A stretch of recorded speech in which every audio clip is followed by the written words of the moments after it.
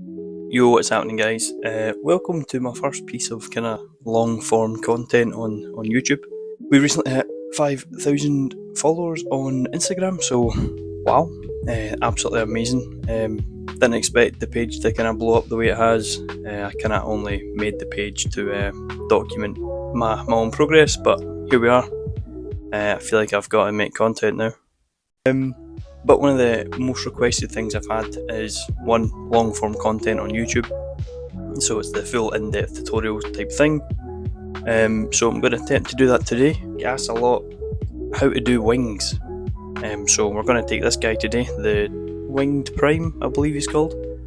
I'm going to paint him up. Going to paint him up, and yeah, it's a quick, simple, Grimdark tabletop ready in, well, for me, a couple hours, if that. So hopefully if you guys can follow along, you can bang it out in the same time I do. So yeah, let's jump in. So as you probably noticed in the intro, this model has already been primed. It's had a base coat of Trench Brown from Colourforge and a Zenithal highlight of Wightbone, again from Colourforge as well.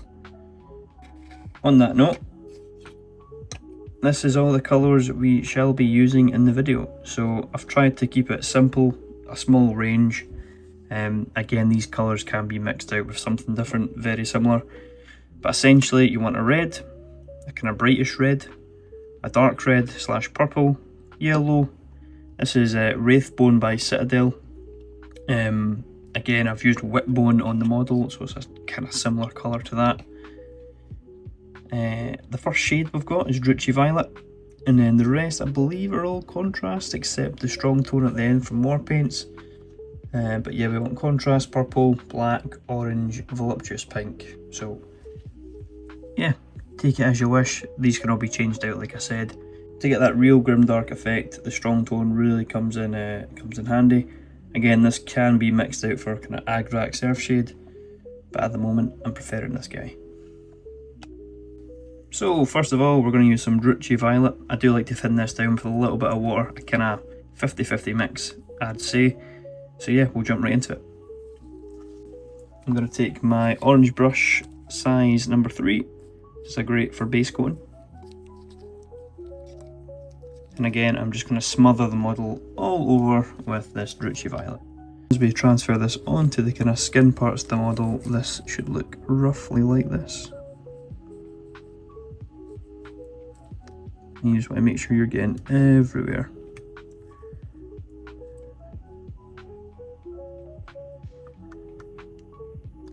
And this is one of these paint jobs that is honestly super simple, super effective. It might not look great to begin with, you might be thinking, what the hell am I doing? But honestly, wait, it turns out to be bloody lovely. Cool, but that is pretty much that all done. So we're going to leave that to dry for about, I don't know, 15-20 minutes, and then we'll come back in with the second step. So now that that's done and dried, as you can see, nice and dry, we're going to jump in with some Volupous Pink contrast paint. And this is going to go in all the kind of little nooks and crannies and all the kind of fleshy bits that we can see on the model, including the wings. Because this is quite a detailed part, I'm going to take my 00 from orange to do this part. And I'm going to take the colour straight from the pot.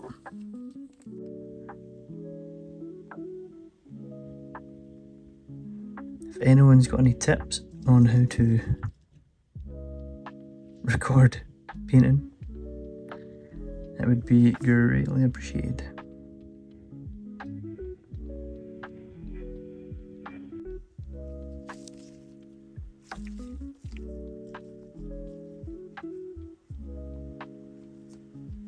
You can see that contrast really just does a number on those wings. On the Winged Hive Tyranid, I believe it's called, whatever it's called, the big model of the wings, I done 2 coats because it was quite a flat surface.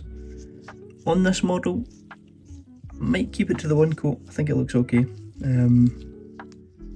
but just keep that in mind. what I like to do, again, this is an optional step, a lot of people think it looks silly, I think it looks cool, is I just kind of paint like a gum line around the mouth as well as the tongue. So I'm just going to do that here.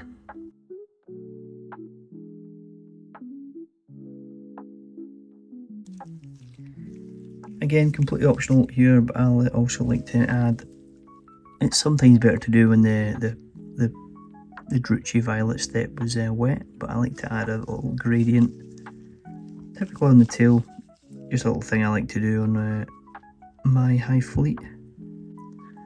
Then we'll just wash the brush off, nice and clean, leave some water in it, and then we'll just feather that out. I like to dry my brush off a little bit. Just grab the excess and just work with the wet paint. Just bring it down. And that's pretty much it being feathered already. So once that step is done, it should look something along the lines of this. Again, let me reiterate, you can do a second coat of the Volupous Pink if you want over the wings. I think I'm going to skip it this time. I have done it in the past, I do think it looks good. But because this is a small model, it's still got a wash to go over the top, I think I'm going to leave it where it is. But whilst this is drying, again, I'd leave it just like the last step. But if you want to, in the meantime, we could do the claws. And for the claws, Grim Black. So it's going to go all over the claws, little talons on the end, and probably the tip of this little head sword thingamajig. Yeah, I'm just going to slap this on the claws. Again, we maybe want to be a bit more careful with this one. Just the simple fact is, well, if we get this on anything else, it's going to be a bit of a pain to get off. Again, lay it on reasonably thick. I'm just going to end it around where it meets the carapace at the top. Even though it is the carapace, I kind of like to separate them. Again, just what I do, you don't need to follow.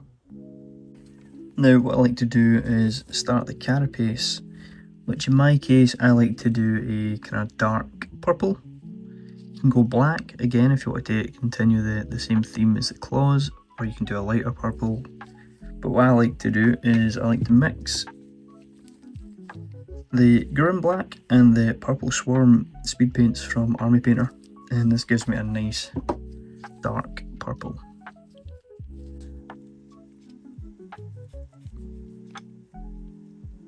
And don't worry about this being too messy. As long as it's not leaking on to the other parts of the model we've already painted, you should be fine. And it's a good 50-50 mix of the Grim Black and the Swarm Purple. Now that is the carapace complete. As you can see, again, it's not the neatest. I'm doing this purely as a quick guide, so be as neat as you like. And then once this is dry, we will jump on to the next step. Now, this next step is completely optional, but I must remind you that the model needs to be completely dry before trying this out. So the next step is to dry brush everything except the claws. Claws, hoofs, a little bit on his head, this little jabby, stabby thingy. A light dry brush all over the skin and stuff, just to make the stuff that we've just darkened down pop. A quick tip for dry brushing: if you slightly, I mean very slightly damp the tip of your brush with some water, make sure 99% of that water is out the end of that brush. It'll make, it'll make the dry brush effect so much better. So, shake my paint. So the secret to dry brushing is ensuring that essentially nothing is coming off this brush. And I'm just going to do small circular motions to really just try and accentuate, pick out the bits that I want to be a bit lighter.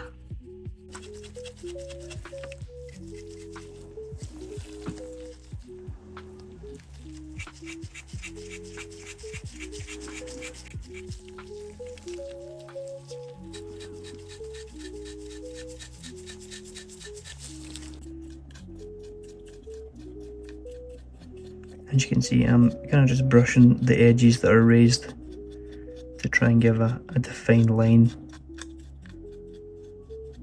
And I'm not being too pernickety of where these are going, but you can see it's just adding that little bit of highlight, which makes the carapace pop. So after that dry brush has been complete, we're going to jump on to Blanched Cherry. This is part of the John Blanche range from War Paints, Army Painter.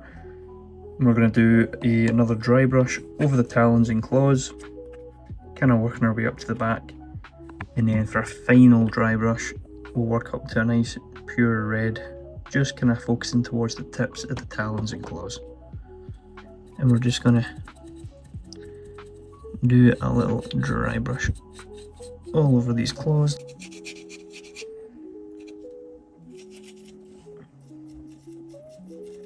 And you can see I really didn't take my time with that, I just rushed it.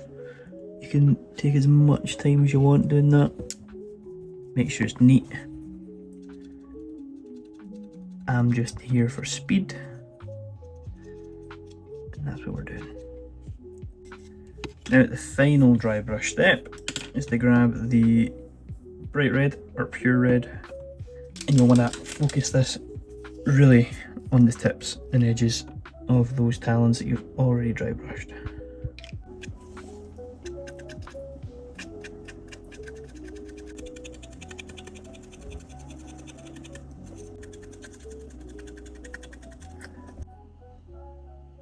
And once that is all done, we want to jump into the wash stage. We're going to be using Strong Tone by Army Painter. Another alternative would be Agrax Earthshade, but this time we will be using Strong Tone. Lather the model with this dark tone. Nice and wet. And what this does, it really accentuates that grimdark look that we're after.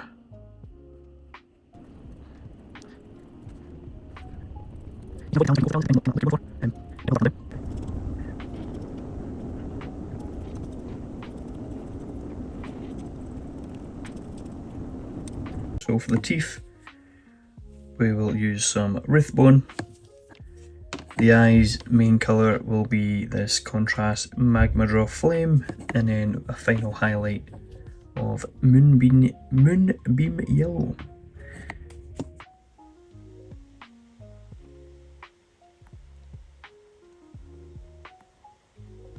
And just as a final step, not necessary, but I like to use a gloss varnish just around the mouth area. You can put it on other areas like the fleshy bits as well, but add this to the mouth just to make it look that extra gross.